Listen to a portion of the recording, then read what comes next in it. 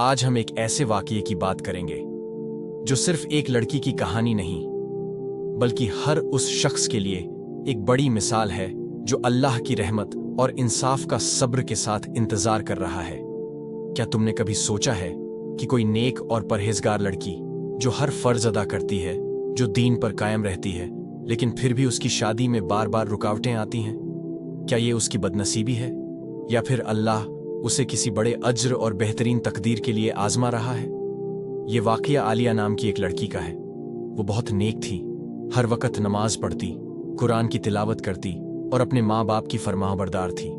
اس کے گھر والے اس کی شادی کی بہت کوشش کرتے رہے، لیکن ہر بار کوئی نہ کوئی رکاوٹ آ جاتی۔ کبھی کوئی کہتا لڑکی بہت سادگی پسند ہے، اس لیے اس کا رشتہ نہیں جم رہا، اس کی تقدیر میں شادی نہیں لکھی۔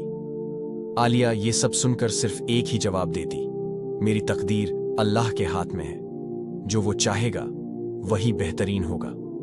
لیکن اندر ہی اندر وہ اداس بھی تھی۔ آخر کیوں اس کی شادی نہیں ہو رہی تھی؟ اس کے گھر کی دوسری لڑکیاں شادی کر کے اپنے گھر جا چکی تھیں، مگر وہ اب بھی اکیلی تھی۔ ایک دن اس کے رشتہ داروں نے مذاق میں کہہ دیا، عالیہ لگتا ہے تمہیں اب پوری زندگی اکیلے رہنا پڑے گا۔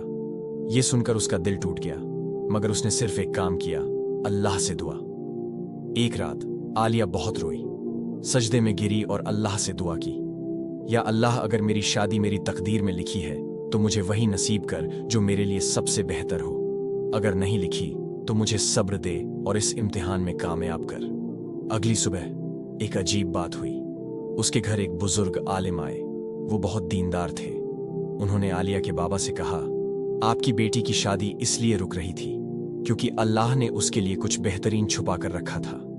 اس کا رشتہ صرف ایک نیک آدمی سے ہی ہو سکتا ہے۔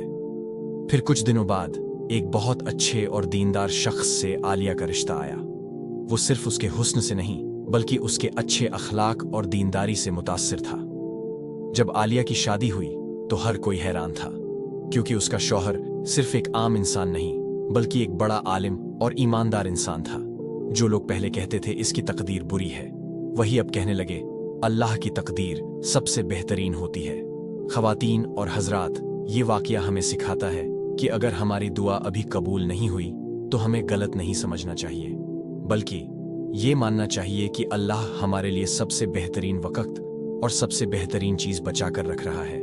اگر آپ اس واقعے سے کچھ سیکھ پائے ہو تو اسے شیئر کرو، تاکہ ہر وہ شخص جو انتظار میں ہے وہ اللہ کی رحمت اور صبر کی طاقت کو سمجھ سکے۔